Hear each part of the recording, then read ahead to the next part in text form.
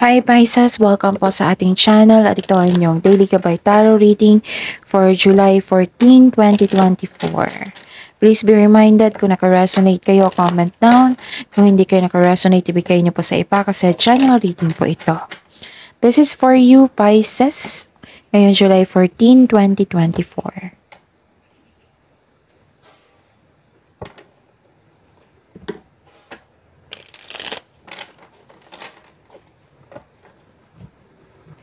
Gamitin ang reading na ito bilang gabay lamang. Please like, subscribe, and click bell button for notification para updated po kayo sa daily tarot reading natin.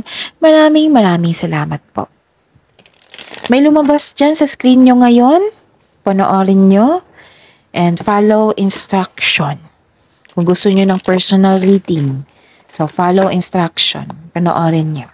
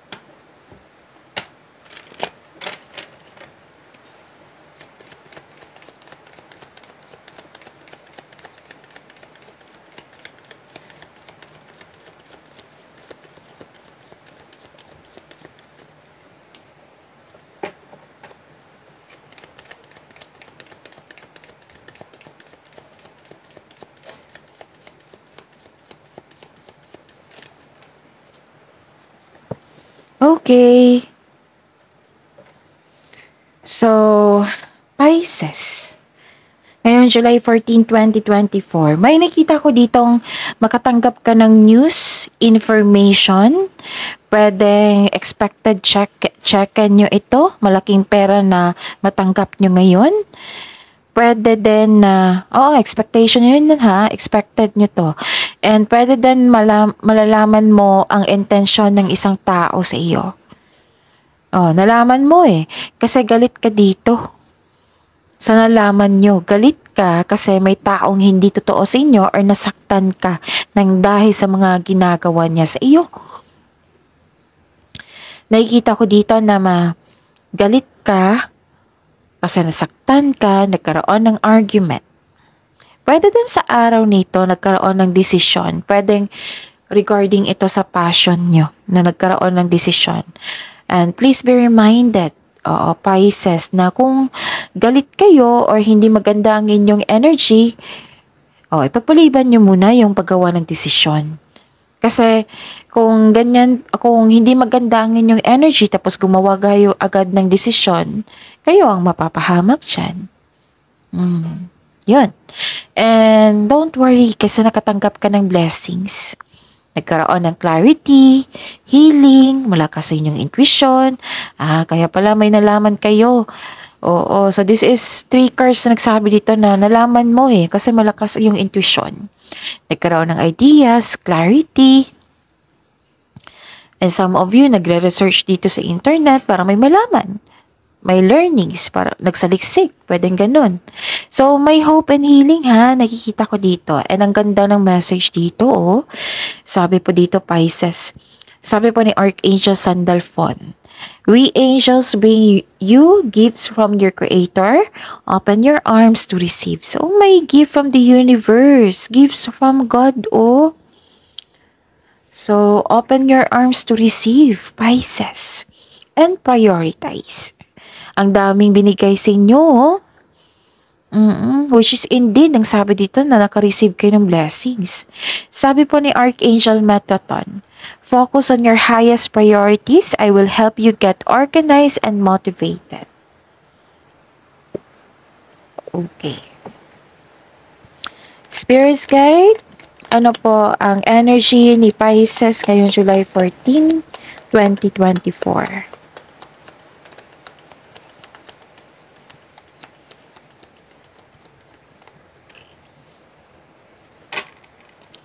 And the clarification po.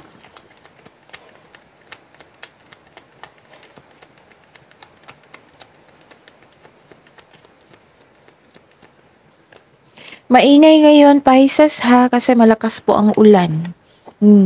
So, focus kayo sa mensahe dito and don't worry kasi nakafocus ako sa reading natin ngayon.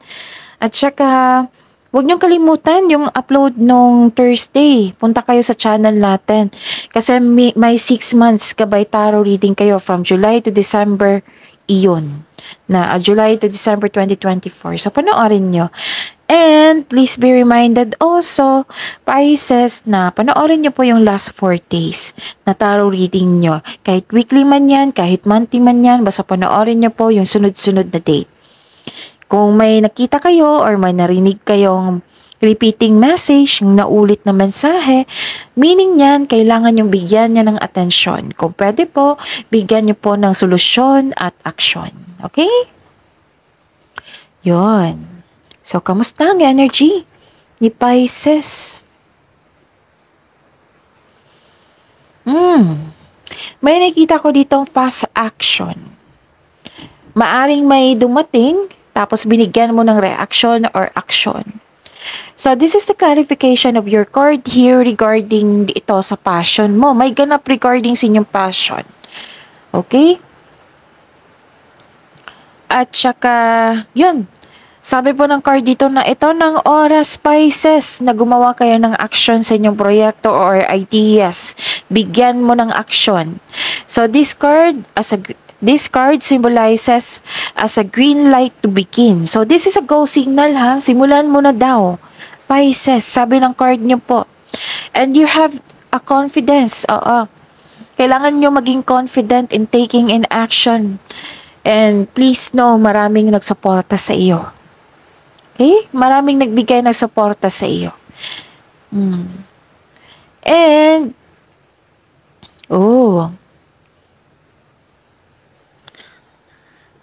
so, mag-ingat kayo sa isang tao na mahilig magmanipula, Pisces, kasi lumabas din siya dito eh. Lumabas din siya dito. So, dalawang card na nagsabi, mag-ingat daw kayo. So, repeating message yan na, mag-ingat kayo sa isang tao na mahilig magmanipula. And, yun. Kailangan nyong makinig sa inyong intuition. Huwag nyong i-ignore ang mga nangyari. Parang hinahayaan mo ang tao na manakit sa iyo. Pero na nagkaroon na ng argument dito kasi parang sobra na. Ganun. Pwede din na, di ba may gagawin kayo, gustong gawin, na nagbigay ng go signal dito. Tapos some of you, hindi kayo ready, natatakot ka pa, kumbaga mamaya na. Nabibikitan ka sa paggawa ng desisyon. So 3 card na po nagsabi dito.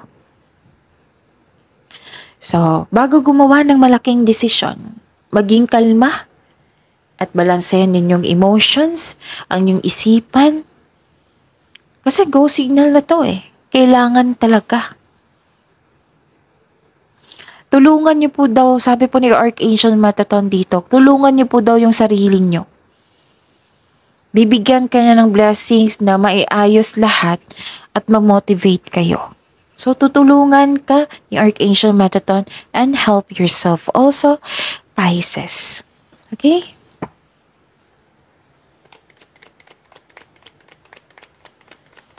Spirit's Guide.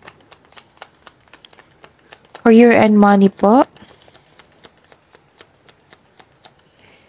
Ni Pisces. Ayong July 14, 2024. Clarification po.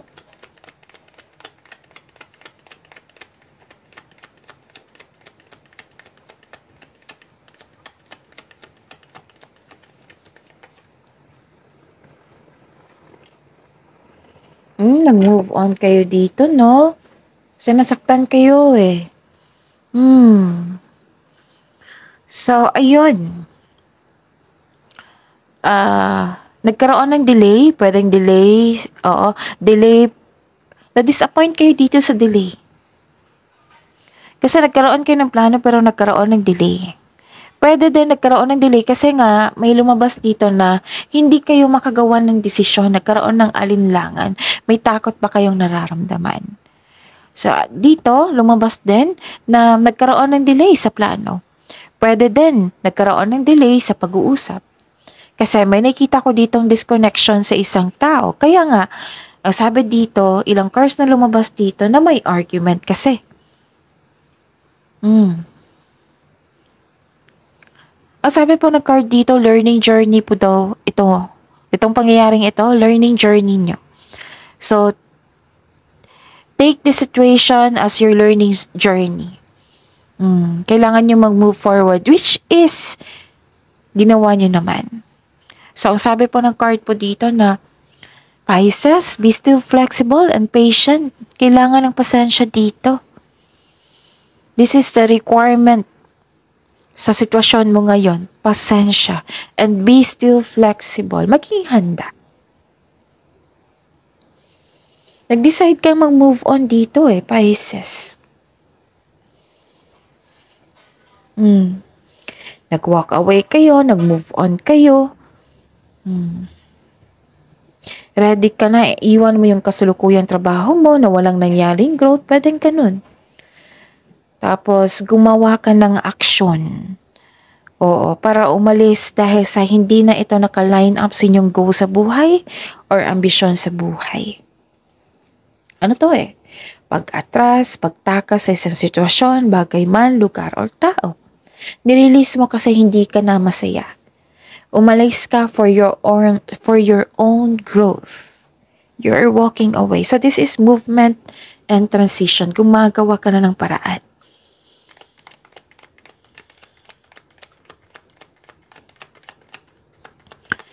Spirit's Guide, Love Life, Self-Love, Partnership, and Romance ni Pisces ngayong July 14, 2024. Lumabas. Lumundag. So may lumabas dyan sa screen nyo ngayon Kung gusto nyo yan, so follow instruction. Panoorin nyo po.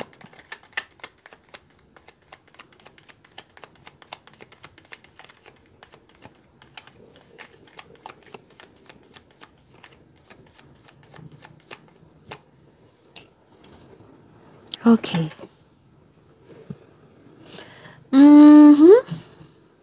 Kumusta ang love life nyo? Nagkaroon dito ng concern sa hindi marunong magbigay halaga, hindi stable ang emotion nyo ngayon kasi nga may naramdaman kayong galit. Pwede din na nagkaroon kayo ng alinlangan sa pagtanggap ng isang tao. Mag-ingat din kayo sa paggawa ng desisyon or mag-ingat din kayo sa sasabihin mo sa isang tao. Kasi makipag-communicate ka O mag-ingat po daw kayo sa communication mo sa ibang tao. Baka may masabi ka na hindi maganda or naging sensitive yung kausap mo. Pwede din na nireject mo yung tao. Ayaw mo makipag-usap. Kasi si water signs, you belong sa water signs, Pisces, right? Kung tahimik lang kayo pag galit. Oo. Tahimik kayo, nagpa-process kasi kayo sa inyong emotion Oo. Yun. Pero may pag-asa naman dito na magiging okay kayo. So this is the clarification of your card here. Diba sabi ko sa inyo kanina na may hope and healing. And yun. May ganap din na ipakilala mo na yung person mo, sa pamilya mo, sa friends mo. And nagiging happy kayo dito kasi very supportive yung surroundings nyo. Sa mga single dito, may mamimit kang tao na nag-open up ka sa kanya regarding sa inyong nakaraan. Sa past nyo, nagkwento kayo sa kanya. Pwede matalik mo tong kaibigan na handang makinig sa iyo. Pwede din bagong energy, yung malilikaw. Yun. So, yun. I think okay na. So, see you tomorrow, Pisces. Please like, subscribe, and click bell button for notification para updated po kayo sa daily tarot reading natin. Maraming salamat po.